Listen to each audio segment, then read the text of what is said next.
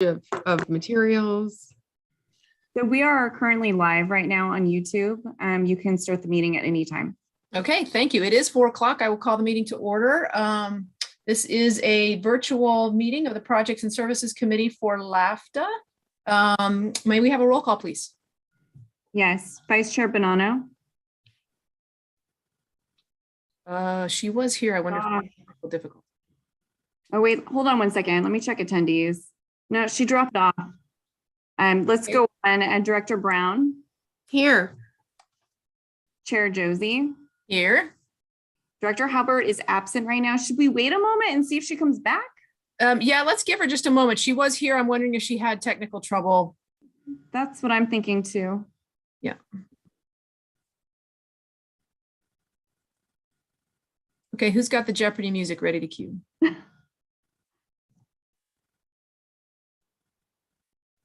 Have we heard from Mr. Halbert?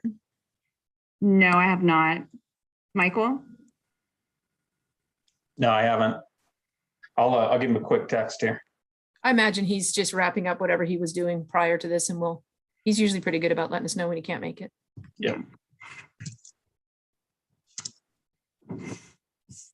And our quorum for this group is 2, is that correct? I believe so. Let me check something really quick. I'm wondering if she's emailed me. Okay.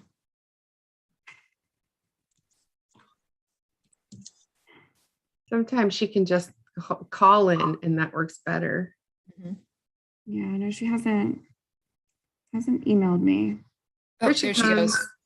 Yay. Yep.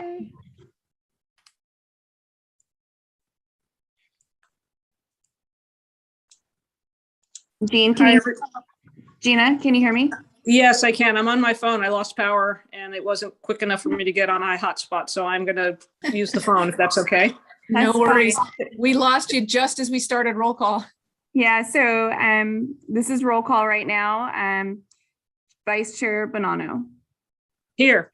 Thank you. Perfect. We have a quorum.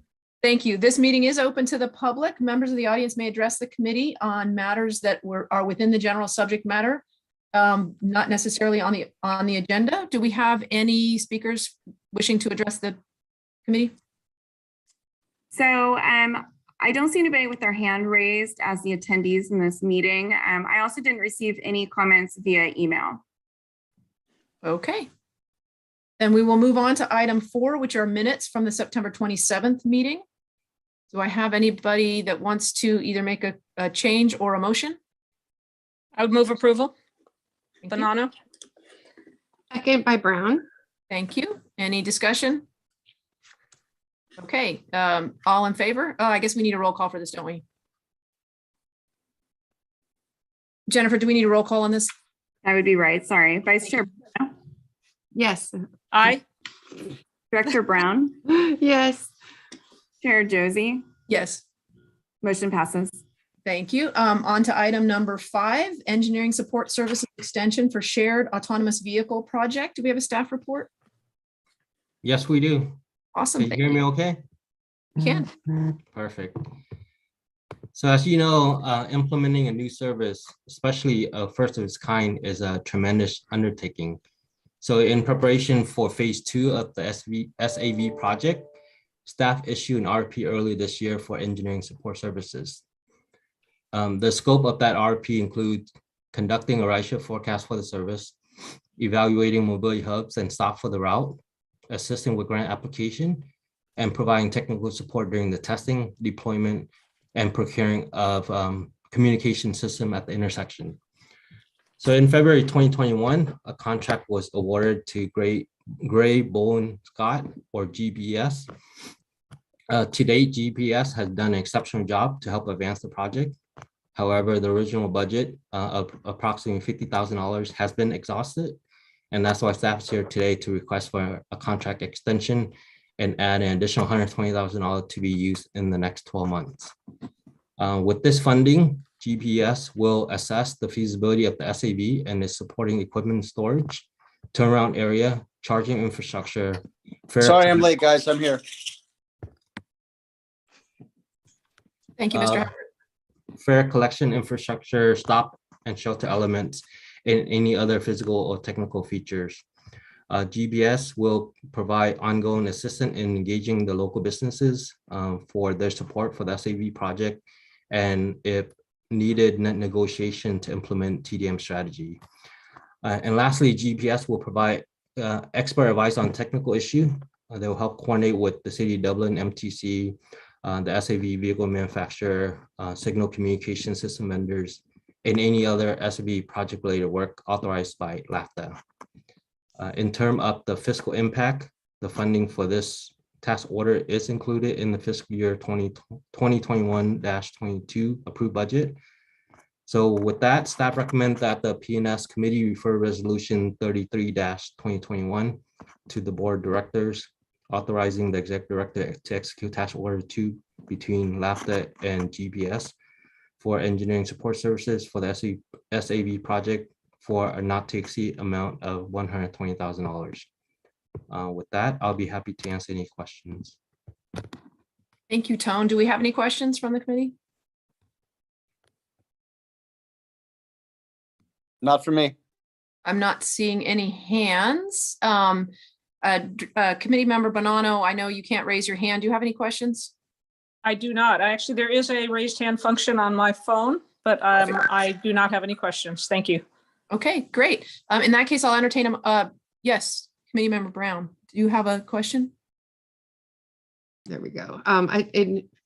Sorry, this is last minute as I was reading this, that this task is expected to require more legal and institutional resources as compared to establishing the transit hub right of way. So can GBS help us with, I just want to make sure I get it right, legal and obviously institutional resources, but what about legal? Does that need to be outsourced? I think the term legal in this context refer to if we were to establish a hub within the business park, that would require establishing agreements with the property owners. And that's what GBS will help facilitate. Okay, all right. Will GBS also help? There's been discussions and maybe Director Josie can help as well, but with funding coming from the businesses that are being served, it's GBS can help us with that, or is that all LAVTA? There's been discussions. Yeah, that's part of the TDM strategies, and they helping us facilitate discussion with Zeiss, and also with Brookfield, which is the developer for the boulevard. So we also have Ross and Persimmon on the list to connect with. Okay, thank you. And my final question with regards to a hub, with committee meetings with 3CTA and LAVTA and Valley Link, et cetera, we're looking at that current BART station being a transit hub for all the connections, Valley Link, right, as well as Wheels and BART and the SAV. Are you referring to another hub, or is this the hub that you're referring to? It's actually both. We're looking into having 2 hubs for this service. One will be at the BART station, and one will be at the business park. And there will be stops in between those 2 locations. Okay, so by hub, you're kind of like, it's like a loop. And so you're making a loop to the stop there at the business park. So yeah, so you have the word hub is just too generic for me. I'm struggling. So a hub is an enhanced shelter. So in addition to having, what you're accustomed to as the rapid shelter, it will have other amenities, maybe an interactive passenger information display, maybe eventually, I think we hope to have other mobility options such as bike share and scooter share program at the same location, so we can offer additional mobility option to the customer. But it's basically a shelter with more amenities. Would you have a charging station there if you had a little bit of a layover, or? Part of the plan and the funding request at MTC does include inductive charging, which will be at the 2 hubs, one at the BART station and one at the business park, yes. Okay, yes, okay, great. It looks like we lost our chair. I wonder if she lost electricity as well. She just sent me a text and said that her computer froze. So if we still have a quorum, do we have a vice chair? I think that might be me. Hi, Supervisor Halbert. This is Gina Bonanno. I lost power, which is why I'm on my phone. But if you would like me to take over, I can. I think I'm the vice chair. You are? Yep. All right. We would still have a quorum. I would advocate that's a good thing to do. All right. Very good. I will take over pending Director Josie's return. Oh, she joined. I Ah. see she just joined. Welcome back. I hardly even got to swing the gavel. My goodness. Next time. But you were prepared and ready. Exactly. Sorry about that. My entire computer froze. And so I've just switched devices here, which means that I can't see the agenda and the computer at the same time. So We're on for agenda item 5. okay. Do we have are we looking for a motion, or did you guys take care of that already for me? No, I'll make a motion that we refer this to the board. Agenda item 5. I'll second. Excellent. All right, we have a motion and a second. Okay, Can so we call the roll? Vice Chair Bonanno, Aye. Director Brown, Aye. Director Halbert, Aye. Chair Josie, Aye. passes unanimously. Okay, so we are on to item number 6 then, which is the designation of entrance to Livermore Transit Center as Angie's Way. Do we have a staff report? Yep, that one would be mine. Great. I get all the hard hitting stuff. So this, I think that some members of the board may have been contacted over the past year by a gentleman named Terry Givens in Livermore. And apparently our transit center in downtown Livermore is located on the former site of an A&W root beer stand that was quite popular with students from Livermore High and from others in the area. And Angie Navarro was a car hop there for more than 25 years, from like 1960 to 1985, and was well known in the community. And Mr. Givens came up with the idea, since Angie had passed away last year, to honor her and the site of the former A&W by designating that little strip of pavement as Angie's Way. He first went to the city of Livermore and was informed that it was not Livermore property and they couldn't really do anything. So he then came to us and asked if we could do something. The city's only stipulation was that if you put up any signage, it can't look like a real street name. It can't look like, you know, whatever colors they use for street signs. It had to be something different. So we came up with a sign that is in the A&W root beer tan, orange, and brown colors. And so this action would designate the roadway, the entrance to the transit center is Angie's Way. And we would move forward with having a little dedication ceremony on November the 12th, which would have been Angie's 86th birthday. And we have a letter also from the CEO of A&W Restaurants recognizing Angie and her work at this restaurant. And they sent us 2 cases of A&W root beer mugs. So we'll have those to hand out at the event. So we're looking for a recommendation to take this to the board to get approval, and then we'll have a little dedication ceremony. Very nice. Do we have any questions? Carla? You're on mute. Good. Tony, I'm confused because I thought Livermore, even though it isn't their property, it's our property, was going to work with us on a relabeling for Angie's Way. It seems like a reversal. What am I missing? I think the fact that it was turned out to not be their property I mean, it's our Uh, property, it- right? I mean, It's not a street, it's not a roadway, it's nothing more than an entrance to our property. I see. I see. It's not a street. I see what you mean. Now I understand. Okay, thank you. That's my question. Director Bonanno. Yes, thank you. So I have two sisters-in-law that grew up in Livermore, just to add a little local color to this story, and they very well remember the A&W, and they remember the car hops. That I don't know that they knew Angie in particular, but they were really tickled to hear about being reminded about the A&W. Anyway, so I also did just when I saw this agenda item, just mention it to Paul Spence, and he confirmed just exactly what Tony had said, and said it's not a street, and they're happy to have it. They thought it was a very nice gesture that Mr. Givens had suggested, and we're all in favor of it. And the only stipulation they had, as Tony mentioned, was just not to make it confusing for first responders or people that might need to respond, that it's not a, I don't know if it was really a first responder issue, but he did mention that it can't be the same colors. Can't look like a legitimate street sign, but it sounds like that no one's really had that in mind to begin with. So just to add those remarks, I think this is a great idea, and I'm sure their family will be very pleased to have it named after her. Very nice.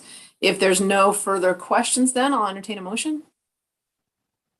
I'll move approval. I'll second that we move this to the board for approval. Wonderful. Thank you. Roll call, please. Vice Chair Bonanno, Aye. Director Brown, Aye. Director Halbert, Aye. Chair Josie, Aye. passes unanimously. Thank you. We'll move on to item 7, which is our director's report. All right. Well, it's great to be here. I have a few items in the executive director's report. We have an update on the ridership, and I think the key note there is that ridership is up, and that certainly was helped by the system running fare free during the month of September and that first week of October. And we were all watching closely to see if that ridership would sustain itself once we started charging fares. And so far it has. So I think that's really a good indication of the students being comfortable on the bus, getting back and wanting to stick with it being reliable enough for them. I updated you on the operator shortage. It's kind of the top priority around LAVTA these days. We have a shortage that is still around 20, but we do have 18 operators now that are in some level of hire and training. So we're hoping for good things. Experience shows that we may lose, up to half of those drivers throughout the process. We're hoping for a little bit better statistic with this group. And so we're hoping to close the gap quickly, or as quick as we can, on the operator shortage. We had really hoped to bring back the ZEB study update, the zero emission bus update. And Tone and I were really kind of thoroughly going through all the tables in the study, the draft, and noticed based on a couple of brand new studies that have come out from other transit agencies in California, Foothill Transit down in Southern California, and AC Transit up in the Bay Area. They have some updated statistics on the hydrogen buses that they're currently operating and studying. So we asked the CTE team to go back and to consider updating the tables with the most relevant information. So I think that puts us behind about 30, 45 days, but I think it'll be well worth it because it begins to show a narrowing of the gap between the cost of hydrogen and battery electric buses. So I think it'll be helpful for the board to have that information. I do have some information there in regard to Atlantis, our operation and admin and maintenance facility that we're designing and working hard to get funding for, as well as the shared autonomous vehicle project. This is one of those projects where I think Tone works a lot of overtime. It's not really in the base set of buses and fixed routes that we run. But he and Jennifer Yeamans in particular working really hard on the funding aspect of the shared autonomous vehicle project. And you can see in the staff report that our regional measure 2, our RM2 funding went through ACTC and now is going to be in front of MTC in a couple of days on the consent calendar. So we're expecting good things from that request or that allocation. And then the IDEA grant program is really competitive. This year, they actually had a series of interviews for the applicants, and then you move on to a second phase of interviews and submittals for that grant. And so we went right through the first set of interviews and are on to kind of the second phase of applying for that grant. And I really think things will go well there as well. We're asking for $700,000, and Tone does a good job of listing where those funds would go towards the end of that paragraph on the SAV project. So with that said, there's a lot going on. I think, again, our key focus is just getting more operators so that as the demand comes back on the bus system, we're ready to go with the service levels. And I'd be happy to answer any questions you might have. Director Brown. Sorry about that. Michael, to circle back to the beginning discussion that we had, what's going on with the parking structure? I certainly don't want to lose funds. I know there's a significant amount of money invested in this project. Yeah, so you may have seen the article today in the East Bay Times. It's I think it was top of the front page on the local news section. Long story short, that that project got up and going. It was funded in the amount of $34 million. The preliminary design on the facility was performed, and then we just got right into COVID and had some bumps along the way, I think you could say, associated with the design and getting it dialed in with the budget that we have, and then getting those design concepts approved by CalSTA, which is the agency in Sacramento ultimately overseeing the project with the California Transportation Commission. So, if I was to characterize it, it was a little bit of a bumpy ride in the beginning to get a project that matched the budget, and then to deal with COVID with the personnel issues. The county is taking the lead on the project, so really this is mostly their work. But long story short, the next deadline on this project that CTC has for us to comply with is in April. And what we need to do before April is the Board of Soups at the county level needs to approve a design build contractor for the project. Good news is the RFP's out, and it's due on November 5th or November 4th. It's one of those two dates. So what we're really hoping for is a proposal that's within the cost of the project. If that's the case, and after some negotiation, it'll be right in front of the Board of Soups, hopefully right at the end of the calendar year, right at the beginning of the next calendar year for approval, and off we go. So, I mean, that's maybe a brief summary of it. And Supervisor Hobart, you've been meeting with your team. You're really starting to get tuned in and have been obviously on this project with your staff who have the planning and the construction piece of this. So, Michael, you outlined the status exactly the way it is. Thank you. And we have to wait and open the bids, see where they come in, take it to the board. It likely need either some value engineering or more negotiation for dollars, given cost escalations that have occurred. But we hopefully will be able to meet the April deadline. Absolutely. Thank you. Because even for people that are maybe not riding transit, but want to carpool, I think about how, I forgot his name, the gentleman we had come to our Wheels bus meeting for years and years asking, we need a carpool, a place for people to carpool so they can get a car off the road. Bob. But anyway, thank you for the update. Thank you, Supervisor Halbert. Saw your comments in the article as well. So it just didn't really wrap up the article. So I appreciate the additional information. Yeah, thank you. Sure. Director Bonanno. I have a quick question for Michael about the driver shortage. Do you have any sense for when we'd be able to get back to the standard levels of service that we had before you had to make the route cuts? How many of those drivers would we have to get back before we could reestablish those levels of service? We need about 20 additional drivers. And the problem is you'll see that we have the 18 that are in process. And of course, by the time we get them on board and up and driving, there'll be a few others that'll drop off from our current list of drivers.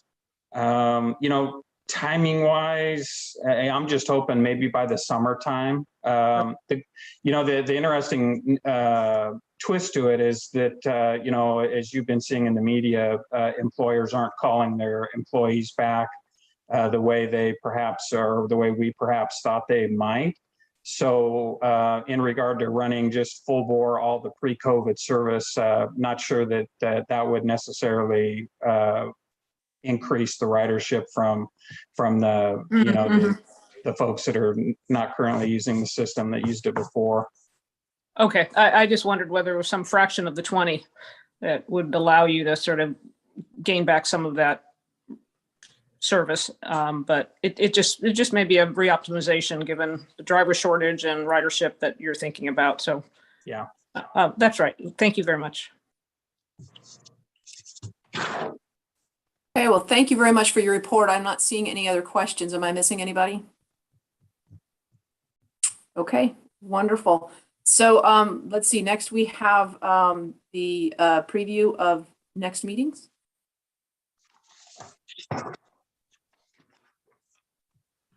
All right, I'll take that. I'm only stuttering here because I just need to update this report. The big thing is going to be your zero emission bus study, which we're hoping to get to you in December at the latest. So that becomes a key item going into the new year. And then we have some satisfaction surveys that we do on an annual basis. You'll see that are on the list. And then as always, we'll keep you up to speed on the SAB and the parking garage and the other projects, but don't necessarily see them coming before the committee for an action item. Okay, wonderful. And typically this committee doesn't meet in December, but I think we should all plan that it's likely that we will, given the zero emission bus study. Is that correct? Yeah, there's quite a bit of discussion between the agency and CalSTA up in Sacramento about funding the maintenance facility and the fueling station for a zero emission bus project. So they're going to want to, they'll be highly interested in the master plan that we'll be considering and then moving forward. That's exciting. Wonderful. Yep. Thank you. So the next item would be items matters introduced by the committee members. Does anybody have anything they'd like to bring up? Not seeing any hands. Let me double check real quick to make sure I'm not missing anything here. Our next meeting date is November 22nd. And with that, unless anybody stops me, I believe we are adjourned. Thank you, everyone.